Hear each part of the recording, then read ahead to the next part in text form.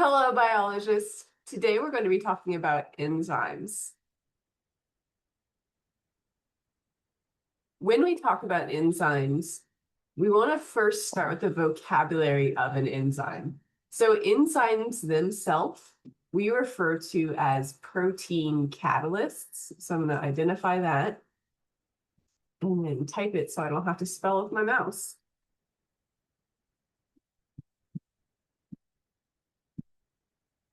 That's what they function as. So we call them protein catalysts because they are made of protein, majority. Some are not, but like the vast majority of enzymes are made with proteins. They're made of amino acids, and they're called catalysts because they help speed a chemical reaction. That's their whole goal, is they're going to take a chemical reaction and speed it up. And that's really important for us because a lot of the chemical reactions that enzymes do, they would happen anyway, but they would happen so slowly that your cell would die waiting for it to occur. And so enzymes speed it up so that it's quick enough that the products needed from these enzymes, the things that they create, the product of the chemical reaction, occur quickly enough that your cell can live and do its thing. So enzymes are really important for keeping us functional and keeping us alive. An enzyme is going to have certain parts of itself that are really important to its function. The first one is the active site. Here, the active site is showing two round shapes, and those round shapes tell you a little bit about what it's going to work on.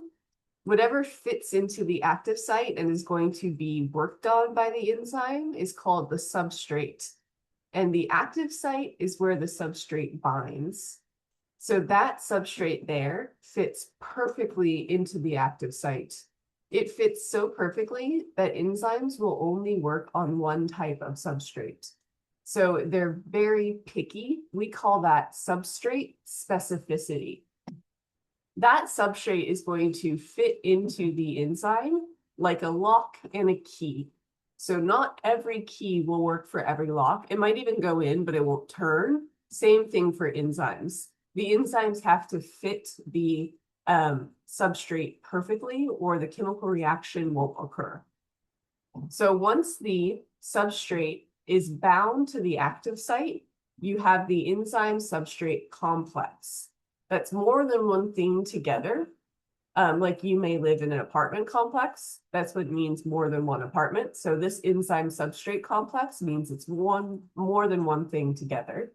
And while the enzyme works on the substrate, it torques it, it pushes on it, it stresses those chemical bonds, and that allows a reaction to occur inside the enzyme on the substrate, creating the products.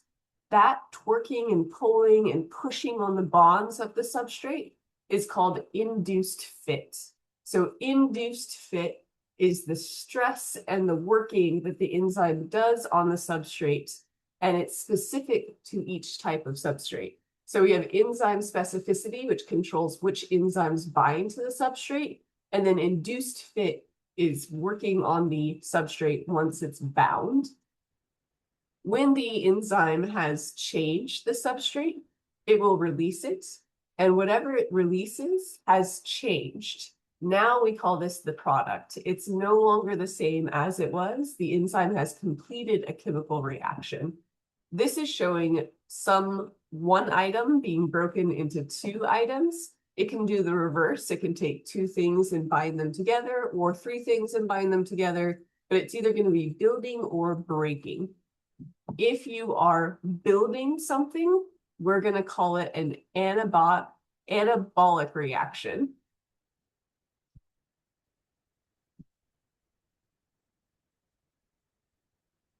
So you might have heard that word before in anabolic steroids, which we use to build muscle. So an anabolic reaction is building something. And then if you're breaking something, it's catabolic. Oops. This reaction shown here is catabolic. We're taking one thing and breaking it into two. I remember catabolic because I think cats break things. Like picture a cat sitting on a table and just pushing a glass right off the table. Catabolic. breaking. Let's take a visual look at how enzymes achieve this feat of creating reactions quickly. Here we have a graph. First, let's orient ourselves. We have energy supplied going up, and we have energy released going down. And then we have a bar right here, a dashed line. So that would be like 0 net energy used or released. We also have a red line and a blue line. This red line goes up higher than the blue line. And so the energy needed to put in for a chemical reaction to occur without an enzyme is higher than it would be with an enzyme. So that's kind of the secret of how enzymes work. They lower the activation energy needed. So if you need to put a certain amount of effort into something for it to occur, then the enzyme makes that amount of effort less. I like to visualize this as you want to push a boulder down a hill, but you first have to get it to the top. So it takes a lot more effort to push a boulder up a high hill so that it can roll down than it would take to push a boulder up a lower hill so it can roll down. So the activation energy is the amount of energy you need to put into a chemical reaction for it to occur. And enzymes lower the activation energy. So that's how they make these chemical reactions occur quickly. The reactants are what you start with, and the products are what you end with. So here we started with sugar, and we're ending with carbon dioxide and water. That's going to be respiration. So that's us taking sugar into our bodies and using it to create energy. Now, where's the energy here? It's being shown on the graph by the fact that we are below this bar, so energy is being released. So if this line ends up below this bar, down here, energy is released. If this line were to end up here, like pretend that this went like this, and it decreased, but then it went stopping here, then we would have energy supplied, which means that energy was put into the reaction only. We've got 2 vocab words to describe that. We've got endergonic and we've got exergonic. Oops.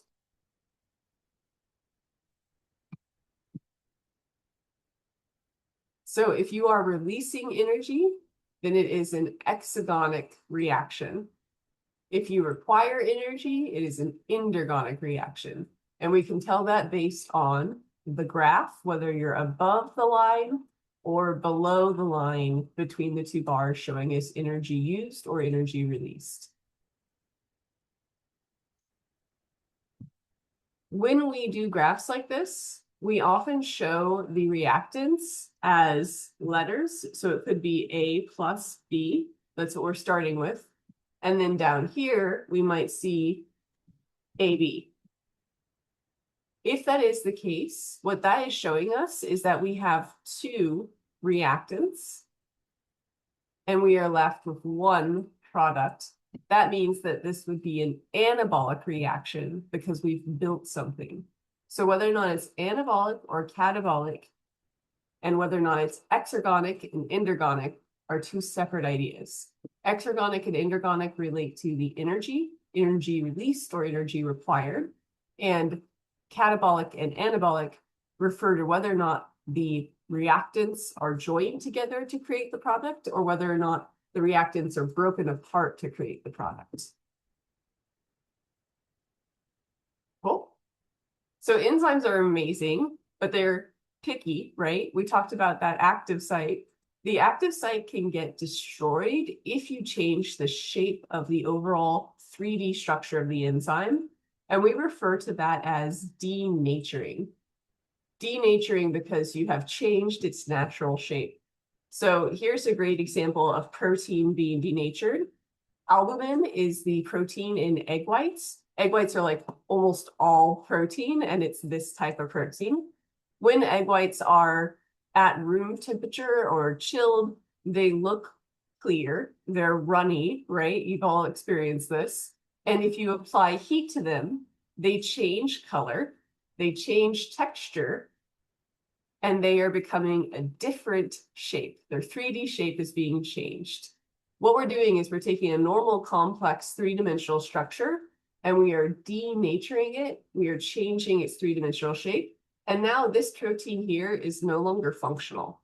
So denaturing is a way to destroy proteins, but it can also change their function. Maybe it just makes them less effective, but it's not their natural state. They're no longer as functional as they were. What else can we do to denature proteins? Well, you can think about any traditional way of cooking. So if I wanted to preserve beef, right, and I didn't have heat, how else could I preserve that beef? I could use salt, right? I can make a jerky. I could dehydrate it.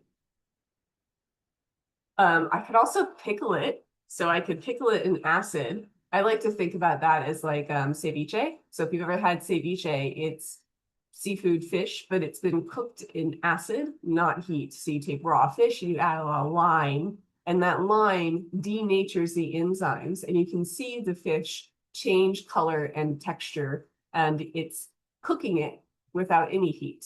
So these common preservation methods for food are all aimed at denaturing the enzymes and decreasing the availability of bacteria to grow.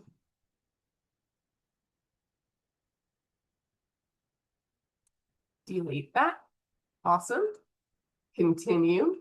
We could also change how our enzymes work by inhibiting them. So this doesn't destroy them like denaturing can. This will just temporarily turn them off. So we don't want our enzymes to function all the time. We have to control them. To inhibit an enzyme, there's two ways to do this. You either compete with the active site for the reactants to get in there, or you do not compete. So let's look at competitive first. Here I have an enzyme. This is the active site. The active site will bind with the reactant, which is sometimes called the substrate. So two vocab words for us. Those two things fit together perfectly. Now, in a functional enzyme, that substrate would bind to this active site, it would be changed, and the enzyme will be doing its job. But instead, you have an inhibitor, and the inhibitor has the same shape as the substrate. And so the inhibitor goes and it binds to the active site, and now the substrate cannot get in because the active site is filled. So it has turned off the enzyme effectively by blocking the place where the substrate would fit in. That's competitive because you're competing for the active site. Non-competitive, I have the same enzyme, I have the same substrate, but now my inhibitor does not bind to the active site. Those two things don't fit together. So that's not what's happening. Instead, the inhibitor binds to a different site on the enzyme called the allosteric site. Allo means different, and steric is location. So it's a different location.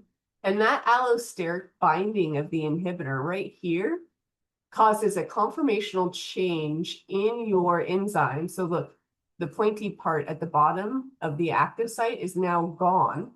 So it changes the shape of the active site. And now the substrate can't bind, even though there's not something blocking the way. It has changed its shape, and we have ruined the enzyme's specificity. So the reactant cannot bind to the active site, and thus the enzyme can't do induced fit and can't work on it and can't create the product. So both of these type of inhibitors our body uses naturally, and they take them in and out, and that helps us control enzyme function. We also have medicine that works as enzyme inhibitors, and those would temporarily change the effective ability of our enzymes. All right, next slide. Humans need enzyme all the time, but we especially need them for digestion. In your mouth, you have enzymes that start working on the food as soon as they touch your saliva. Specifically, you have amylase. Amylase is going to be really important for breaking down starch into glucose. Starch is the storage molecule of plants for sugar. So think about a piece of toast or anything that's made out of just flour or bran. I love grape nuts. So think about grape nuts, anything that you're eating that is a starch, your salivary amylase is going to start breaking it down immediately. In fact, if you take a cracker that's mostly just flour, like a saltine cracker, and you put it in your mouth, but don't chew it, and kind of suck on it, at first it'll be savory because it's a cracker, but eventually it'll start to taste sweet. And the reason it will start to taste sweet is because your amylase is breaking the starch into glucose, and you can taste that glucose as sweetness. So recommend sucking on a piece of bread or a cracker later to see if you can experience that. Once you swallow your food, it goes down into your stomach. Your stomach doesn't digest anything. It's just a holding place, but it's a nice place to start mixing in enzymes. So we have hydrochloric acid, which is going to break up our food. And we also have pepsin, and pepsin breaks down protein. So here we have a piece of chicken, and it's going to start to be broken down by pepsin. Starch is broken down by amylase. And then you swallow it, and it starts to go into your intestines.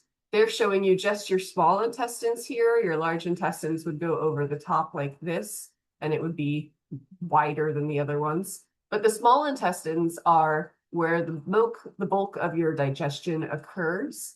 And in these small intestines, we're going to have lactase and maltase. Those are going to help break down sugar. Sucrase is another sugar breaker. And peptidase is going to help us break down more protein. We also have trypsin to break down protein. And then we have lipase, which is going to help us break down oils. So hopefully when you're eating a little bit of all of these different types of molecules, our 4 biological molecules that you read about during week 1. And these are the enzymes that help you break them apart.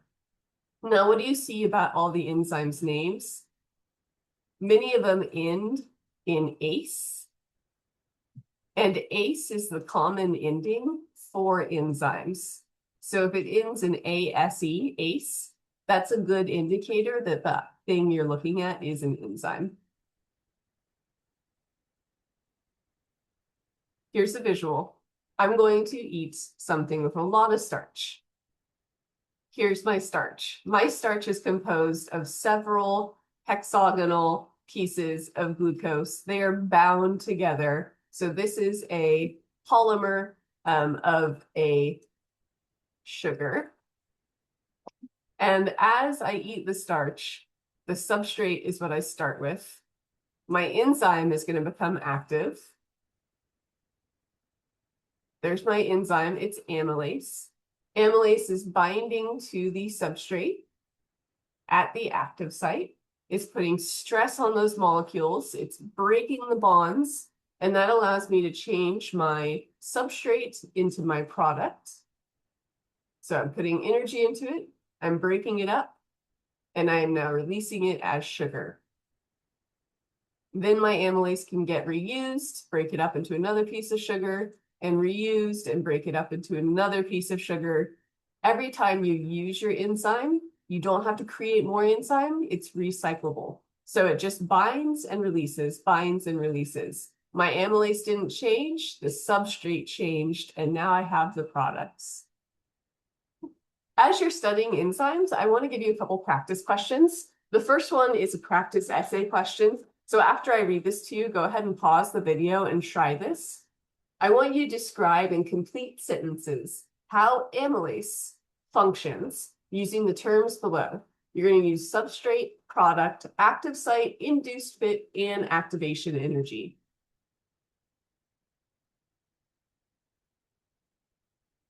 Now that you've practiced that essay question, think about these follow-up questions.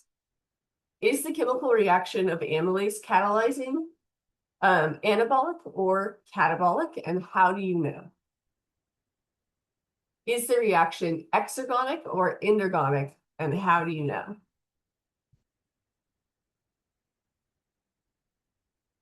It's going to be catabolic because you're breaking the substrate. And it's going to require energy. It's going to be endergonic.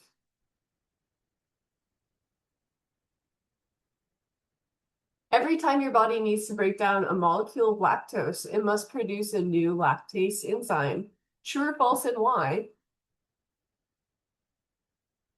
That'll be false. Enzymes are not changed in the process of catalyzing reactions. They are reusable. They will continue working until you turn them off or until the substrate is gone. When lactase binds to lactose sugar, it puts pressure on the bonds in the lactose, allowing the bonds to be broken with less effort. This special binding is called induced fit. The breakdown of lactose sugar to release energy is what type of reaction? Catabolic. Cats break things. Denaturing an enzyme means that it has lost its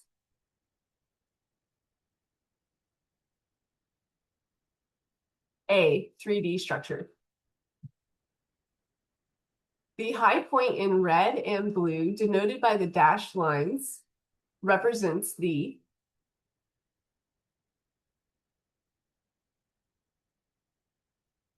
activation energy.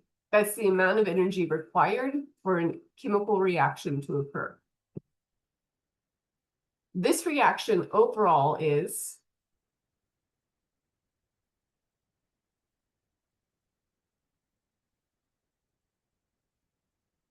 it's exergonic, it's releasing energy. Here on the graph, the energy level is here. Energy released is in this lower quadrant. Our products are in the lower quadrant. So it is releasing energy. Based on this graph, what is the independent variable in this experiment?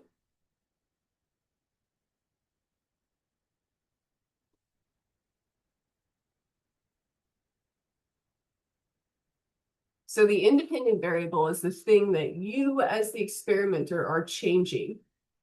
And the dependent variable is the thing you are measuring. The effects of enzyme concentration on catalase activity. So you're affecting enzyme concentration and you're measuring catalase activity. Enzyme concentration is going to be your independent variable. Catalase activity is your dependent variable. When we look at graphs, by convention, the independent variable is on the x-axis. So we can double check and see enzyme concentration, that's on the x-axis. Nice. Dependent variable on the y-axis. Based on this graph, what is the control group?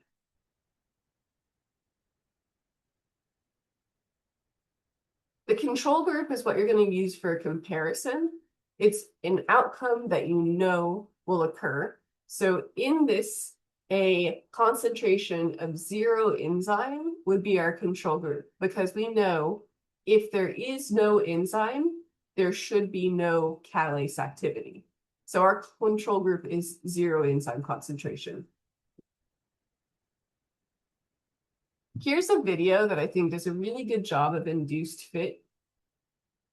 And then I want to talk a little bit about cat enzymes. So tyrosinase is an enzyme. I know it's an enzyme because it ends in ase, and it's going to be used to catalyze a biochemical pathway that helps play a role in the color of cat coats. When we say coats, we mean kitty fur.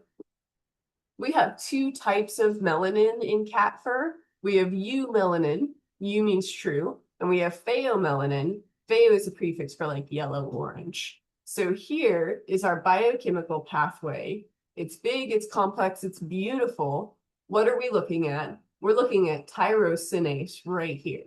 So tyrosinase is an enzyme that allows these 2 steps to occur.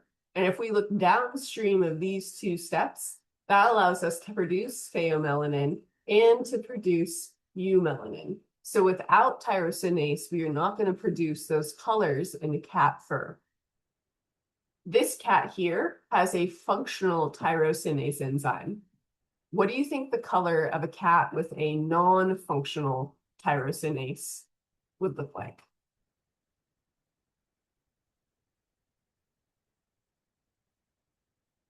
If you guessed white, you're right. So albino cats lack the ability to produce melanin.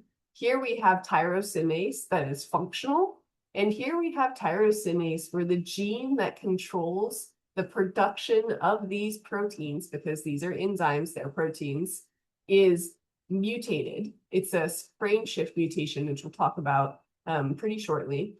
And that mutation causes these two enzymes to be non-functional. If these enzymes are non-functional, that means that you cannot produce melanin and you are unable to put pigment into your cat's coat. So these are two siblings. This one here has a functional tyrosinase enzyme, and this one has a non-functional tyrosinase enzyme. Fun fact, all kitten eyes are blue, except if you have a albino cat, there is no pigment, and so their irises often look pink. And the reason they look pink is because you're seeing right into the capillary bed. And so that's the blood vessels in their eye that causes it to look pink. There are cats that have really cool mutations in the tyrosinase enzyme. So this is a Siamese cat. There are also Himalayan cats that have a similar mutation in their enzyme. And they have an enzyme that is only functional at certain temperatures. So let's check out this graph, tyrosinase activity curve. We have enzyme activity increases and enzyme activity decrease down here. And then we have a temperature increasing. So your cat's enzyme is going to be functional mostly at a mid-range temperature. But then when it gets too hot, so this is hot over here, as soon as it gets too hot, the function of the enzyme just starts to drop off. And we know that when the function of tyrosinase stops, that cat fur appears white. And so this kitty here is awesome because it would be all this beautiful black-brown color, except in the places where it's too hot. So in its thorax here, this cat is too warm for the enzyme to be functioning. The enzyme only functions in the cooler parts of the cat, like the extremities, where the temperature is lower. So the face, those are where it's cool enough that the tyrosinase enzyme is functional. And where it's functional, you can see color. Where it's not functional, there is no color. What's rad is this explains why Siamese cats that are outdoor in the winter change color. If this is an indoor kitty, it is warm, warm, warm. And so it has the body temperature that is too high for its mutated tyrosinase enzyme. This cat here is outdoors in the winter, and so it's cooler a lot of the time. And as it's cooler, that decreases its body temperature enough on the surface that the enzyme is functional. And so it changes from a light color to a dark color in the winter, which is really cool. And it will reverse in the summer. So in the summer, that cat might get a lot lighter because it's just hotter. And as it becomes hotter, the enzyme can't function. So what I want you to do now is predict the color of newborn Siamese kittens.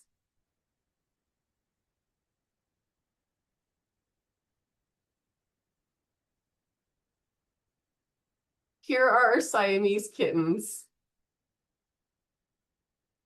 Take a moment and use your vocab to explain why the Siamese kittens are all white.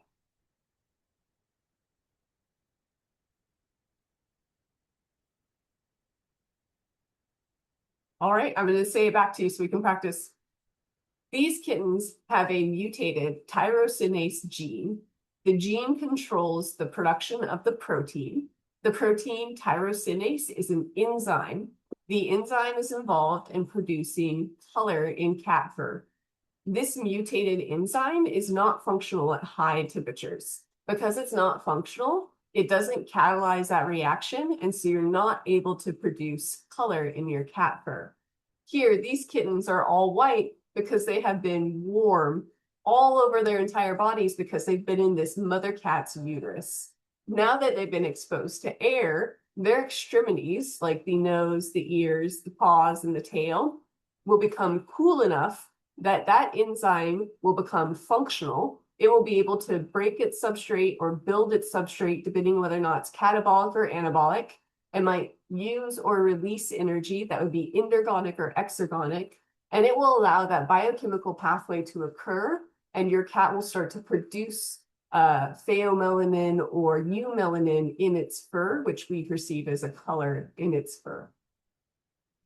I have a video online for you to watch. It's about lactase and human evolution, and it is super cool. I want you to answer this question.